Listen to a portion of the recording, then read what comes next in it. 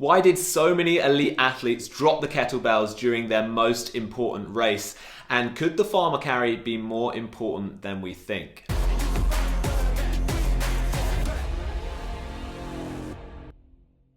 Hey, what is happening, people? I'm Woodsy and this is my channel, Woodsy Workout, where I give out coaching and tips on all things Hyrox and hybrid fitness. I've done videos on technique, training methods and race strategy. So if that's what you're looking for, then subscribe to stay up to date. Today, we're going to be taking a closer look at the farmer carry. I'm going to cover the potential reasons we saw so many of the elite athletes struggle with them at the World Championships and what we can learn from it. So firstly, the setup. We've seen lots of different formats for the farmer carry, especially in the elite races, from the grid where you had to go up and down on the same line to separate long stretches. And momentum is massive with the farmer carry. So turning or moving around people not only slows you down, but it taxes you more because of that dynamic stability that is required. This year, the World Championship setup involved 2 laps on a square track. So it means a lot of corners and a lot of navigating around people. So no long straights, and that increases the difficulty. The other point to do with the setup is the sleds. Now, there was a lot of talk of the sleds and the new turf, and I'll leave that for a separate conversation. But on the whole, it was generally agreed upon that the sleds were a little bit harder than previous races. So spending more effort and, more importantly, more time on the sled pull could have contributed to local muscle fatigue.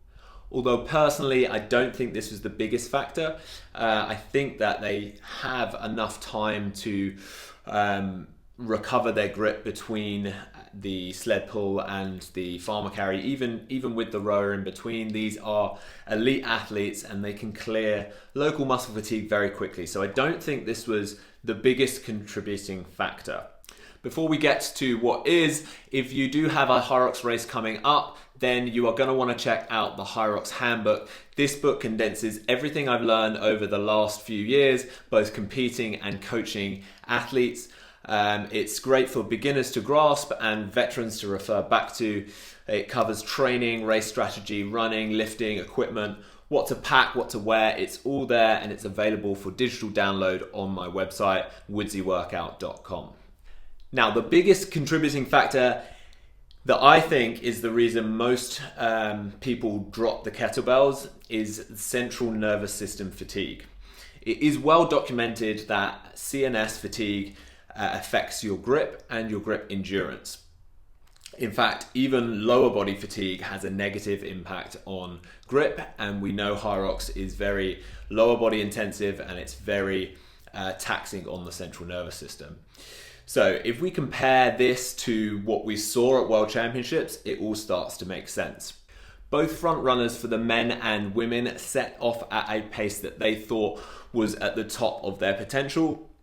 They were then hit with sleds that were a little bit harder than expectations, combined with some unexpected athletes like Linda and Tim taking the lead. And I think this caused the chasing athletes of Hunter and Lauren Weeks to maybe overexert. And whilst you might not notice a slight drop in pace on the run or the row, you do notice a drop of the kettlebells. Rich Ryan is another athlete that particularly struggled on the farmer's carry. He spoke openly about his race plan of going out harder than he usually has, and he had one of the fastest sled pushes and then admitted that he was overexerting and began to fade in the second half of the race. Compared to Linda Meyer, who said she was hoping for a top 5 finish but didn't kind of have this win or nothing mentality. She held back whilst Lauren and Joanna were really pushing throughout the first 2 runs and the ski. And then once they reached the sleds, I think Joanna and Lauren were already working at the top end, and then they had to overexert to stay in the race, which only really began to show at the farmer carry.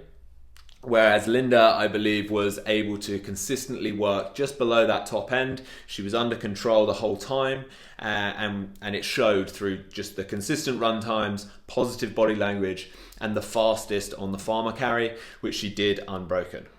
And the final reason I think the elite athletes struggled is simply because the farmer carry is often overlooked. It is the shortest station and there isn't a huge amount of time to be made up. It has one of the smallest spreads from the fastest to the slowest athletes, which is why I believe it doesn't get a lot of focus in people's training. Drawing out Hunter as an example, he is one of the strongest athletes in the field and he even prides himself on his grip strength in challenges like the Rolling Thunder grip test.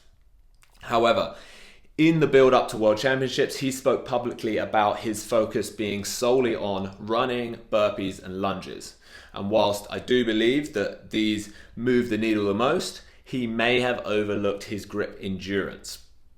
Now, a drop of a few seconds may not even cost you that much time in the grand scheme of things.